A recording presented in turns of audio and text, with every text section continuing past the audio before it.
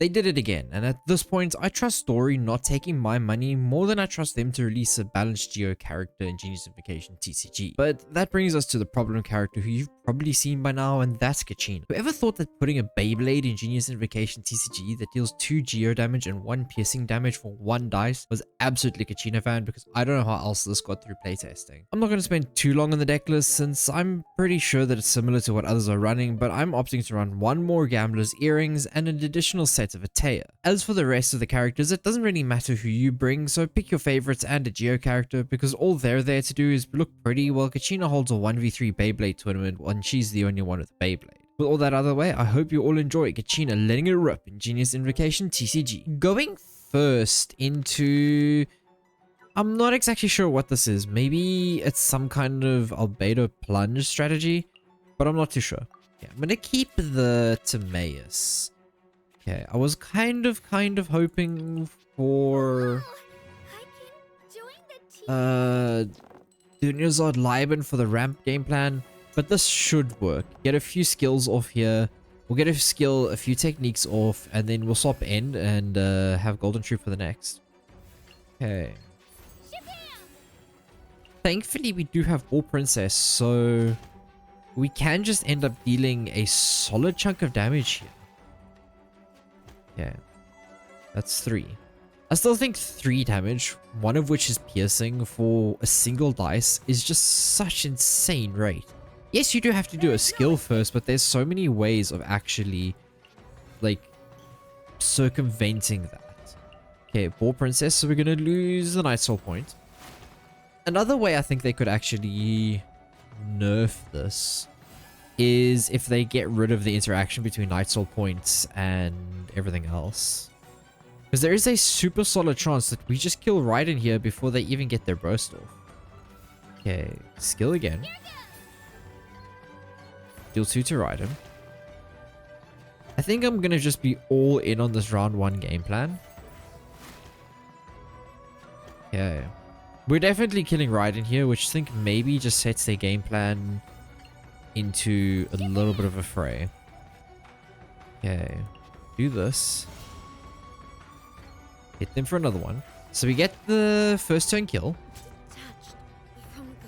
So we've dealt 15 damage right now from a single dice. And to me, that's a little bit ridiculous.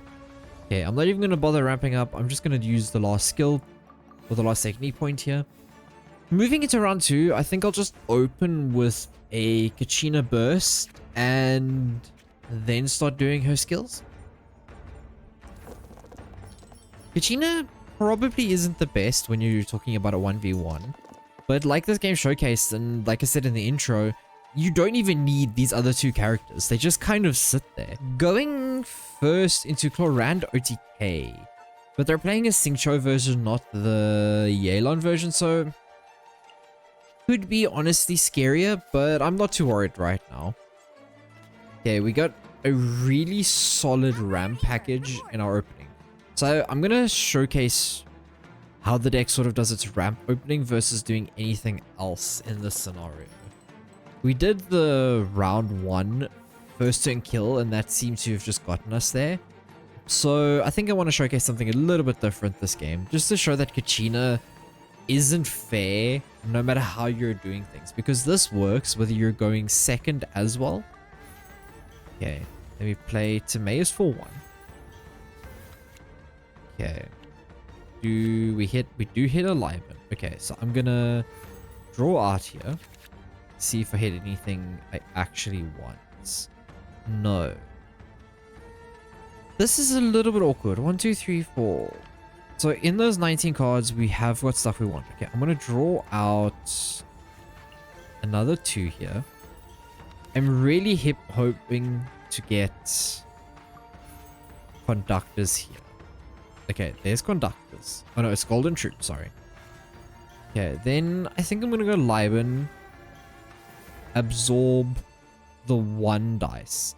So there's an interesting situation here. I can either have Liban absorb 2 or I can have Liban absorb 1. I think I'm going to...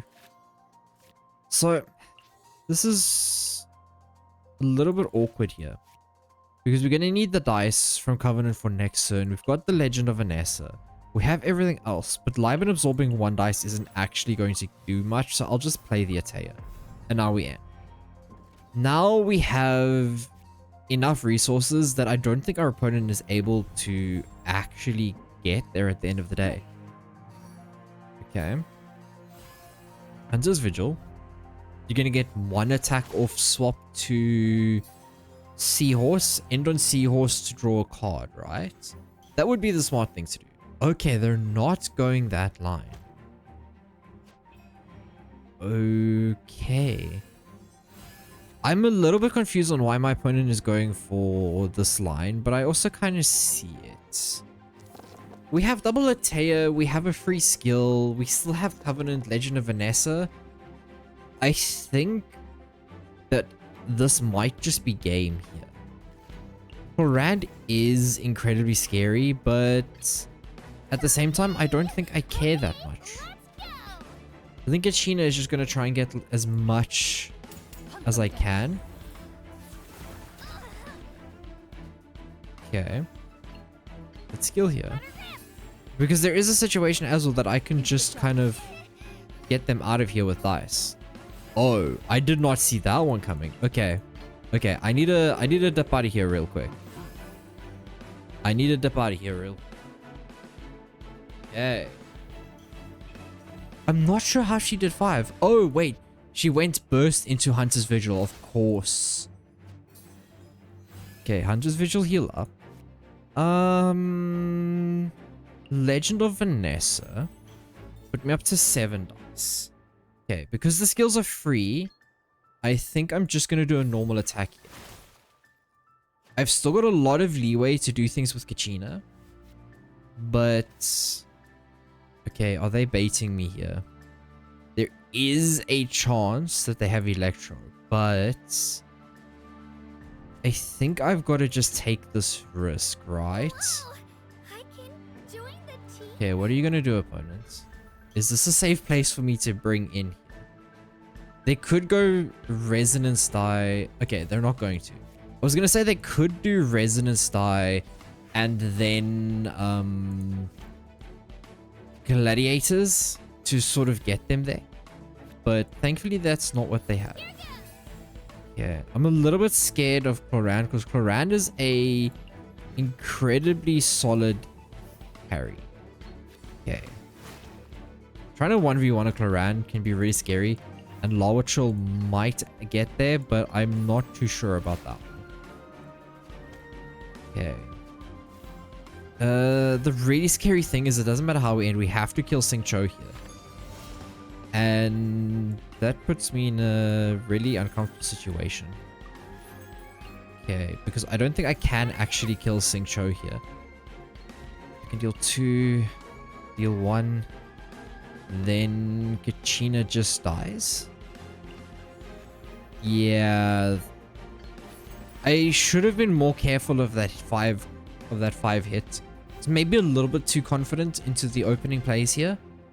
But I guess that's also a way of showing that sometimes, even though you know you have the OTK in hand and you've got all the resources, that you shouldn't not pay attention to what your opponent's doing. I might be able to get there with Lawachul, but I don't think so. If I had one more action, I could have gotten there.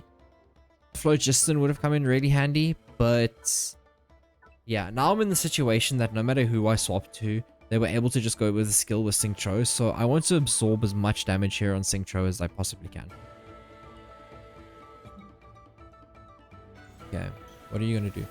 If they swap, then I'm bursting. I don't care what that happens here. Oh, no, wait. If they swap, then I need to go Gamblers and then do that. Okay. Normal attack costs 1 less. I am 100% going here. Okay, they just went for a normal attack.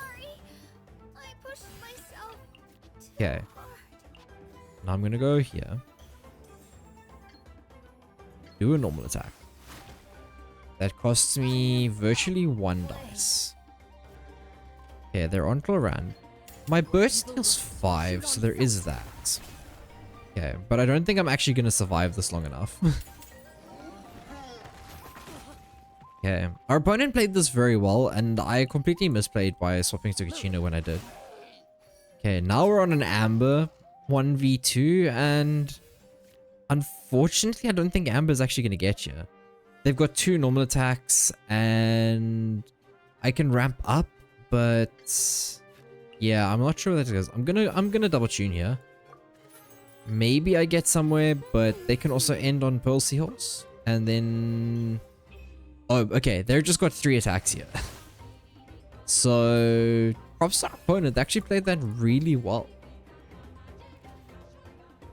I'm gonna keep this in the video anyways, because there's gonna be 3 games. I'm not sure how many I'm gonna put in the final yet, but so far it's 2 games.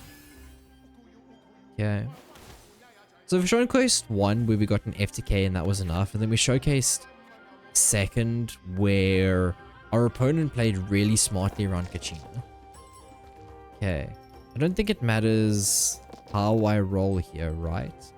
Because Glorand, I can't 1v1. Amber is unfortunately not the greatest character in a 1v1 or just at all.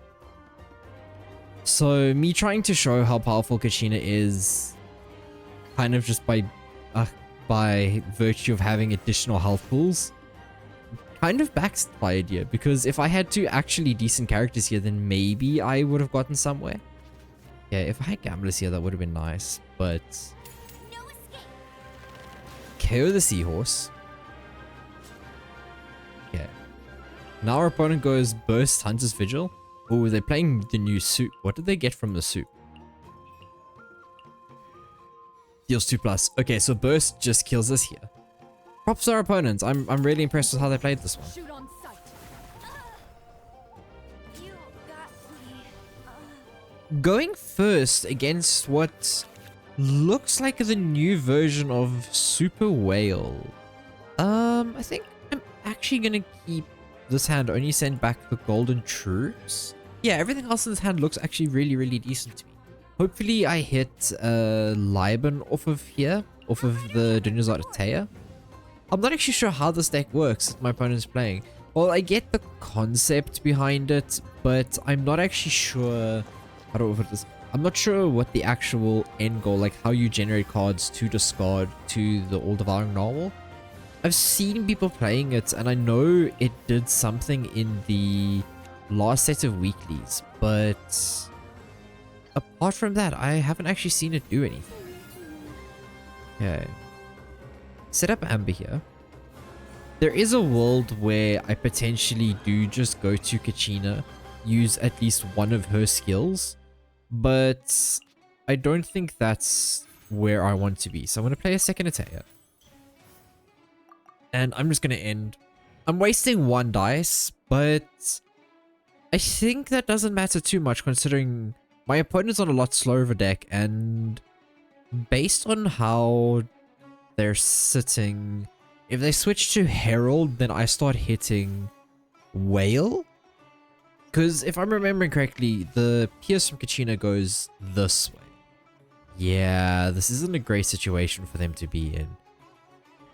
I think I'm actually really happy with them ending on Whale here. On Herald. Because now I can just threaten the whales, right? Okay. Let's see. Roll for as many Geo as I can. Although Kachina's technique doesn't actually require much, I still want to have as many Geos so that I can recycle her skill as much as possible. Okay, let's see. Because of the 2 Ataya, we have got 2 techniques here that are free. So, technically speaking, for 0 dice, we're going to be dealing 6 total damage. Okay, are they going to burst? Thankfully, Herald Burst doesn't actually do much to stop techniques. Okay, so they're going to hit me. I'm going to Kachina here. Now, our next 2 techniques, so this whole skill cycle should just be free. I'm going to use Legend of Vanessa. Ramp up here. Now we hit. Okay, so it's hitting Chi-Chi. I wonder why. Did I completely misremember how this works?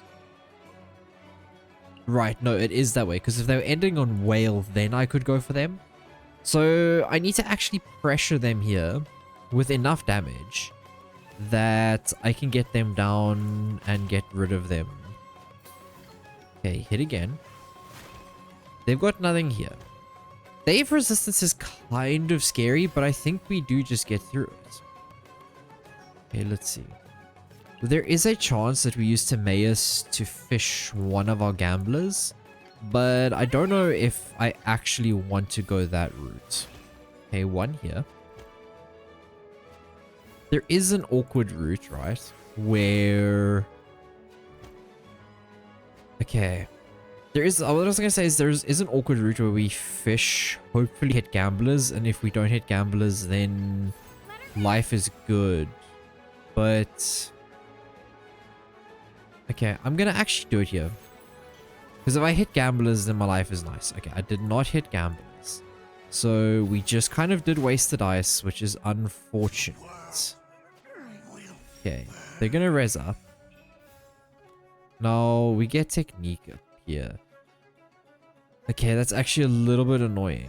But this is fine by me. So I'm going to go here. So obviously here.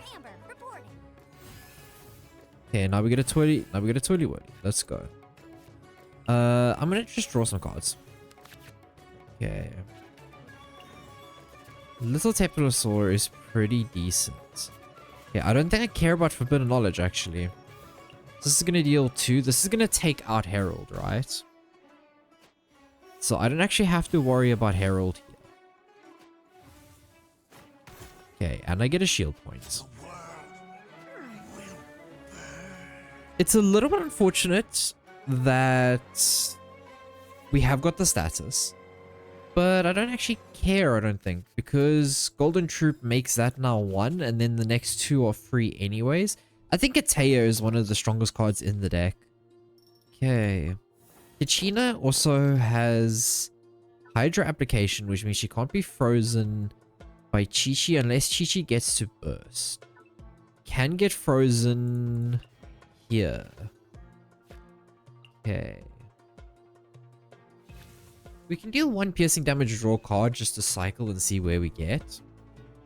But I think we played Teplosaur before that, right? Yeah, there's Whale.